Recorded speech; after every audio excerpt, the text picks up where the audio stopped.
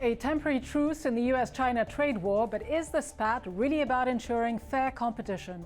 Or is the U.S. trying to block China's rise?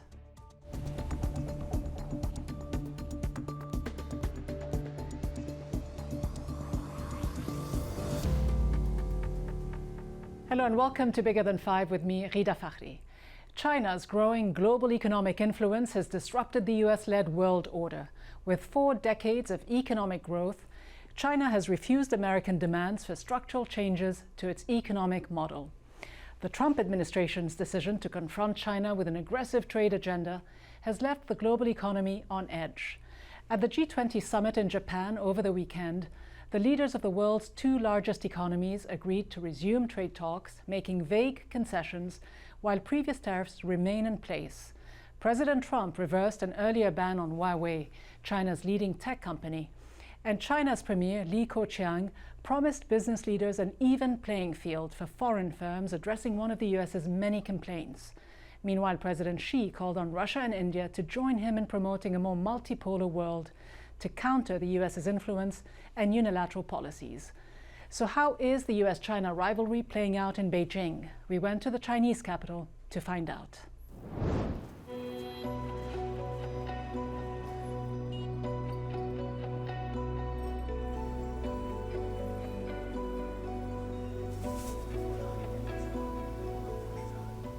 我们小时候跟现在就没法比了，这有什么说什么。我们是安徽人，安徽是鱼米之乡，但是再是鱼米之乡，当然有鱼吃有米吃，但是也很贫穷，就是这样。因为我父亲也是干服装的，因为他干服装影响到我们。我们那个年代，他们比如说有衣服，人家就是新的是老大穿，旧的是老二穿，然后再旧的是老三穿，确确实实是这个道理。但现在更好了。比如说一年买个，什么夏天买2、3件衣服，到冬天买2、3件衣服，到秋天买2、3件衣服是太普遍了，这是环境天壤之别。如果你要想着的话，那中国以前的日子能更那么贫穷都能过下去，现在这一点点贸易战有什么可怕的东西啊？正常不得了了，人要知足啊，知足要想有挑战性，才有战斗性的。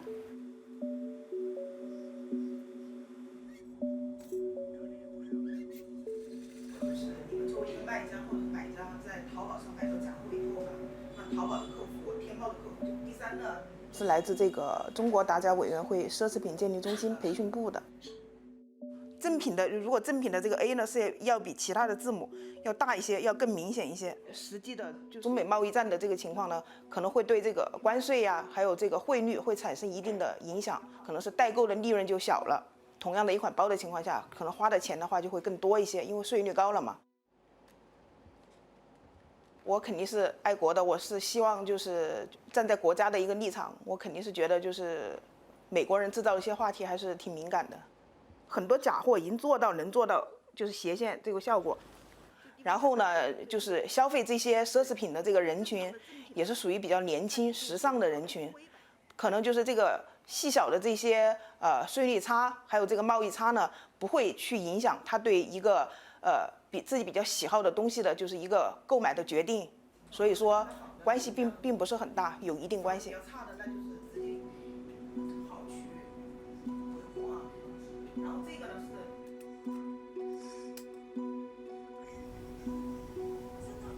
对中国来讲无所谓，因为我的消费就在国内消费很低档，不该买的我也不会买，不该花的我也不会花。我从来不买美国牌手机。苹果自从有苹果，我只看看，我从来都没买过。我们家从历史都没买过苹果手机，因为我最觉得，你买别人的东西就给人家的投资，因为你是太虚假了。你在这有面子，别的人妒忌你了，别的国家觉得你马上超过他了，你可千万别做个卖国贼，你要做个正常的国内人，要齐心协力的向国家领导人好好的。顶着他们可以好好的战斗去，你国内都吃混了，这老百姓都吃混了，那领导人怎么治理啊？那国家怎么能富有啊？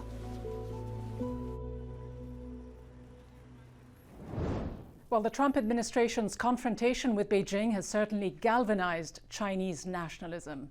So then, is it the right strategy for the United States? I'm joined by Curtis Ellis, former senior policy advisor with the 2016 Trump campaign and a former special advisor to the U.S. Secretary of Labor. He is now policy director with America First Policies. Curtis Ellis, some concessions were made in Japan, but this was never really about just economics, was it? It was never really about China cheating on trade or about certain Chinese companies posing a genuine national security threat. What this is all about is about stopping China's rise, isn't it? No, it is absolutely about China cheating on trade and China using economic means to achieve its goal of global domination. It wants to be the #1 power in the world, replace the international order that was established by the U.S. and allies after World War II with a new world order dominated by the Chinese Communist Party, where you will see millions of Muslims interned in prison camps in Western China and across Central Asia as they extend their power. The Chinese Communist Party has been very clear about its goals, and it is very clever in its use of classic Chinese military strategy to achieve its ends by every means beyond the battlefield. Chinese classic military strategy says the bravest and the wisest general wins the war without ever firing an arrow. And that's what they're using with their subsidized state enterprises by dumping products around the world below market value, through their predatory lending practices with the Belt and Road Initiative, and with their predatory pricing practices, forced technology transfer, cyber espionage, and every other means they possibly can use. But let's just take one company that the United States has been focused on, Huawei. If it does pose a serious and credible national security threat to the United States, why then did President Trump backtrack and reverse a ban that was imposed just last month by the Department of Commerce? He did not reverse the ban. Huawei remains on the entity list, the blacklist. Companies that want to sell certain products, any products, American companies that want to sell products to Huawei will have to get an export license and get a special exemption that will be approved by the Department of Defense and the Department of Commerce. Well, it's very simple, though. This is what he said. This is what he said. Only those products and services that do not pose a threat to national security will get such a license. The U.S. very simply stated, President Trump said, U.S. companies can now sell their equipment to Huawei. I'm talking about equipment where there is no great national emergency problem with it. It doesn't sound like there ever was a national security issue. The company is simply a political target, it seems, isn't it? No, the company is actually a cyber espionage arm of the People's Liberation Army. It's been well documented that their computer networking, their internet networking system have backdoors built into it, are very susceptible to hacking. That which they haven't, besides the fact that they've stolen all kinds of patents and counterfeited goods from other sources, they are built-in espionage equipment. And the fact of the matter is, when China controls the infrastructure for the internet, they will be able to listen in and steal at will everything that passes over that infrastructure. And this is not a good place for any country to want to be, including Turkey. You would not want China listening in on President Erdogan's conversations. No, you wouldn't. But these claims of industrial espionage were dealt with. Back in 2015, the Obama administration reached an agreement with Beijing that, quote, neither country's government will conduct or knowingly support cyber-enabled theft of intelligence property. Isn't the Trump administration then simply ignoring this agreement? Your own National Counterintelligence and Security Center last year admitted that while China still hacks into American companies, such activity, quote, occurs at lower volumes than existed before the bilateral 2015 agreement. The agreement that you cite between President Obama and the Chinese is yet another example of how China does not live up to any of the agreements it's ever made. They have hacked into the Office of Personnel Management, stolen the identity records. I worked for the U.S. Department of Labor, and we know quite well that China has been using slave labor and has been stealing intellectual property and forcing American companies and other companies to hand over their blueprints in order to do business inside China. Unfortunately, there are some of these global corporations hope they're going to make money in China. They don't realize they're going to get their heads chopped off after they've been robbed blind. Talking about global companies, the likes of Google, Microsoft, Facebook and Apple. Isn't it ironic that the United States is charging a big company like Huawei with mass surveillance and the rest of it, while the facts show that the United States itself tried to force these very same companies that I just listed with turning over and sharing user data with law enforcement. The Harvard Law Review reported just last year that Google, Twitter, and Facebook produced information for about 80% of government requests in 2017, and jointly they received tens of thousands of requests.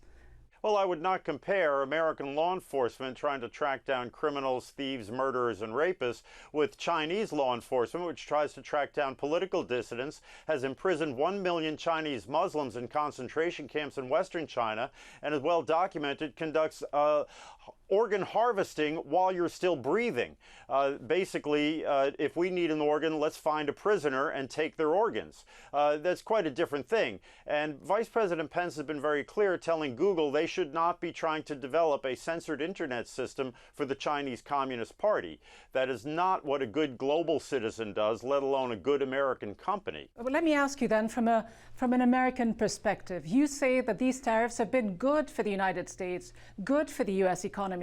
But isn't the United States, in fact, shooting itself in the foot by taking on one of its biggest trading partners? Aren't you potentially doing in the long term more damage to US consumers than good? Our trading relationship with China has been badly imbalanced for far too long. We've been running a $500 billion annual trade deficit with China, and the only reason that's happened is because some of these global corporations, American in name only, represented by the U.S. Chamber of Commerce, decided to decouple their supply chains from the United States and move them into China. In the process, they decoupled millions of Americans from good-paying jobs. China has subsidized its industries, providing them with free land, free factories, free energy, free labor in the source of prison labor or suppressed labor rights, no environmental regulation, and therefore these companies are able to get a bargain, if you will, on labor and inputs. You say that the Chinese government subsidizes its industries, but is this so unique when you contemplate and look at the way developing economies operate? According to the Heritage Foundation's annual index of economic freedom, which measures the level of state intervention by any country, China intervenes apparently far less than India, Vietnam, Brazil, and some of the US's closest allies and friends in the developing world. Aren't Democrats and Republicans in this country simply exaggerating the uniqueness of China's trade policies?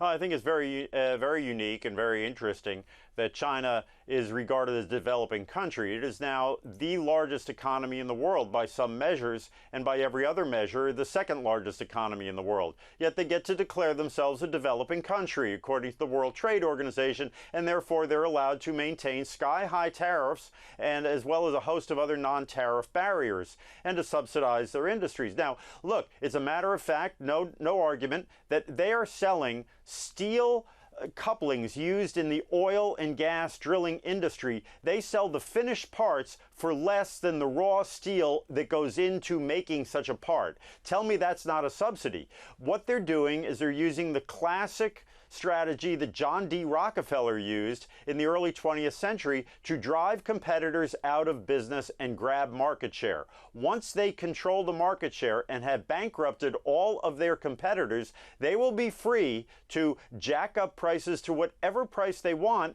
We will not be able to develop our energy resources because China can throttle and close off the spigot on the equipment that we need to drill oil. Isn't this precisely why the United States cannot, quote, decouple from the Chinese economy? They're so hugely and significantly intertwined that they need to work with each other. And as the US closes its markets to the Chinese are doing the opposite. They've just announced that they will actually open up their market, they say, to foreign capital limits in securities, futures, and life insurance. What do you say to that? They're opening up, you're closing your borders to them. Well, we're not closing our borders. We're simply saying play by the rules that they agreed to play by in the World Trade Organization.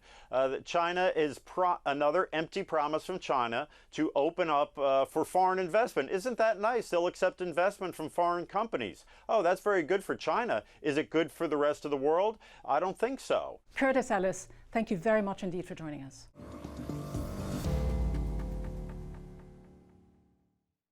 With an economic model propped up by state-owned enterprises and industrial subsidies and previously powered by coal, China has seen an unparalleled economic transformation. But how does it measure up to its main rival, the US? Katie Fisher has this week's 5 facts. China is the world's second largest economy according to the International Monetary Fund. Since China's 1978 economic reforms, the country's GDP has grown by 10% per year on average. 850 million people have been lifted out of poverty. But its economy is slowing. The country's GDP grew 6.4% in the first quarter of this year, the slowest in decades. The U.S. economy grew by 3.1%. By 2030, the IMF predicts the U.S. will fall behind China as the world's largest economy. But this growing prosperity has also led to widening inequality. China and the U.S. have a wealth gap problem. China's Gini index, which measures distribution of wealth on a scale from 0 to 100, is 46.5.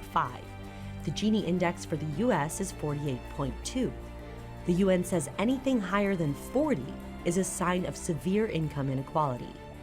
After decades of growth, China surpassed the U.S. as the largest emitter of carbon in 2006. It now emits nearly 2 times more CO2 than the U.S. But taking into account China's population of 1.3 billion compared to the U.S.'s 327 million, the U.S. still emits more carbon per capita. China is also the global leader in renewable energy investment. China was the destination for 45% of global investment in renewable energy in 2017, 3 times more than the U.S. China has the world's second largest defense budget. In 2018, it allocated $250 billion to the military, just over 1/3 as much as the U.S. Combined, China and the U.S. spend more on the military than the rest of the world. But some are wondering if an even bigger weapon could be China's holding of U.S. debt. With more than $1 trillion of U.S. Treasury bonds, China is the United States' largest foreign lender. So with China cementing its status as an economic powerhouse, how far will it succeed in disrupting the global order and building a more multipolar world? To discuss, I'm joined by Craig Allen, the president of the U.S.-China Business Council. He's also a former Deputy Assistant Secretary for China at the U.S. Department of Commerce. And Sourabh Gupta, he's a senior fellow at the Institute for China-America Studies. Craig Allen, you know China particularly well, having served twice at the U.S. Embassy in Beijing.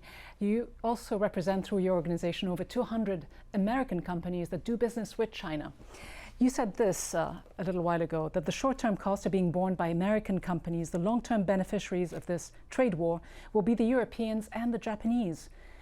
How then is this whole hostility toward China here in the United States, bipartisan, both the Republicans and the Democrats buying into it, how warranted do you think it is, and what motivates it? So the Trump administration is trying to address a number of long-standing structural economic issues in China that have prohibited foreign companies from fully benefiting from China's WTO access. And it is right of the administration to address those issues in a forceful manner with the Chinese. However, all of those issues are WTO issues, and they are international, they are multilateral issues. They are not bilateral issues between China and the United States. And this is where trade issues are usually resolved, at the WTO. And why isn't the U.S. government then going to the WTO? These issues should have been resolved under the WTO. However, the Trump administration has decided to go at it from a bilateral perspective. And therefore, American companies are paying a cost through additional tariffs. And European and Japanese and other companies are benefiting from the discomfiture of American firms.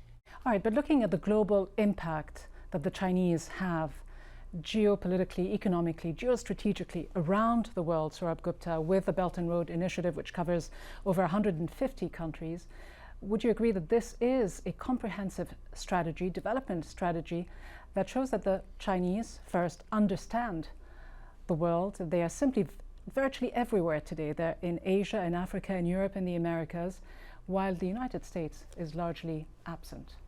I will agree with you. And in my view, I think the Belt and Road is a very, very enlightened project on the part of the Chinese. And here's the reason I say that.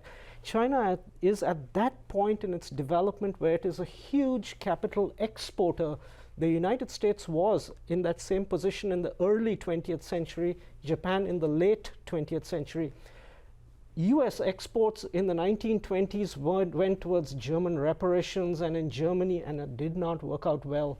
In the late 1980s, Japan went out, and ODA did do good work, but I mean, a lot of people, it didn't have... But the Chinese do say that they are trying to lift up much of the developing world, these countries that were left behind during the globalization wave, but they also face criticism of trapping and indebting many of these countries that simply cannot afford these infrastructural projects. I totally agree on that point. What I was getting at was when so much capital is going out from China, they have designed it in a very comprehensive way, how they have planned that surplus export of capital. But yes, there have been all sorts of problems with that, and that's why we saw the second Belt and Road Forum, where there was an effort made to really improve and have new principles on how those projects will actually be implemented on the ground. And where, interestingly, we saw that the Indians were lukewarm about the whole project. They didn't go to Beijing. The Russians are fully on board, but nonetheless, there is some kind of new axis between Russia, China, and India that is forming. Craig Allen, to you, on the Belt and Road Initiative, the United States, it's a $200 billion investment so far. By 2027, China would apparently have invested $1.2 to $1.3 trillion in this project, yet the United States dismisses it as a vanity project. Is it right to do so? I think that we would all agree that the developing world needs infrastructure. And to the extent that the Chinese are building infrastructure where there has been insufficient capital in the past, this is a very good thing.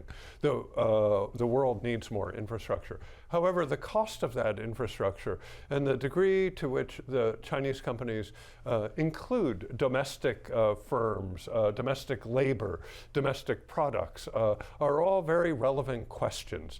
The terms of the loans, remember these are loans, they are not grants, are also very important. And those loans are mostly given to Chinese state-owned enterprises. And so I think that by and large, the infrastructure is excellent, but all buyers should beware and be very careful about the terms of the agreement and ensure that the people in the countries have transparency so that they know what the terms and conditions are. Plenty of critics, and politically speaking, Craig Allen, China has grown more authoritarian, more repressive when we look at domestic surveillance policies, mass internment of Muslim Uyghurs, we look at the repression of demonstrators in Hong Kong, yet it has opened up its economy. How much of a paradox is there? There are many paradoxes and wonderful contradictions here. It is true that in China, the role of the party has expanded to control almost all elements of the society and has certainly influenced religious practice and cultural practices and media, academia in a very intrusive manner. At the same time, they are trying to open up economically and to draw a benefit and make China leap through the from the developing world to the developed world. So that is a very interesting paradox, and we will see. It is one of the great questions of history to see whether you could have a tightly controlled internal economy or society that becomes a developed country. I don't know the answer to that question. Yet, is it good for the rest of the world, Sourabh Gupta, to have an alternative to US hegemony? Oh, absolutely. I mean, there's no question about it. The more power is distributed in the world, I think it is a good thing. It is obviously, in theory, it's not always easy to create for countries to bear their share of responsibilities. and therefore the international system can go through a period of gyration when nobody actually bears the responsibilities of the system per se. But it's definitely a good thing, and I think I would submit it's also will be a good thing for the United States, because unilateralism cannot be a policy which has a long shelf life. Craig Allen, finally to you very briefly, would the US have gotten more concessions out of China if it hadn't worked alone? I believe that the U.S. would get more concessions out of China if it works with its friends and its allies in a consistent and rule of law manner. Clearly, the WTO could be helpful here. Clearly, our allies have the same problems. There is no reason to make every issue a bilateral issue, and yet that seems to be the way that we are going. Craig Allen, Sourabh Gupta, thank you both very much. Thank you. And so while China forges ahead and extends its global influence through soft power and ambitious development projects, the US continues to pursue isolationist policies that will ultimately drive developing nations and even European countries closer to Beijing. From me, Rida Fakhri, and all the team here in Washington, thanks for watching. See you next time.